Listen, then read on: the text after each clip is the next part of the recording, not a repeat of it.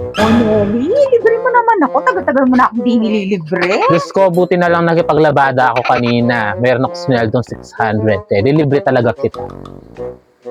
Wow! Pera! No, no, no, no.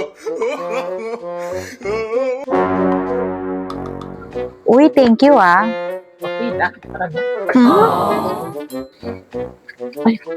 Nawawala yung 500 ko. Diyos ko, yan na lang yung pera mo. Nawala pa. Diyos ko, hindi kaya nahulog dito? Tanong natin. Ate, may nakita ka bang 500 dito?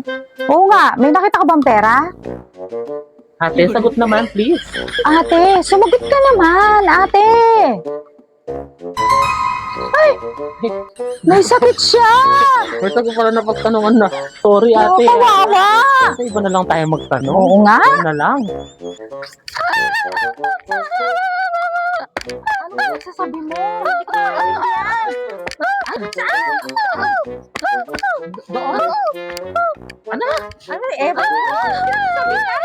Ay, hindi ko.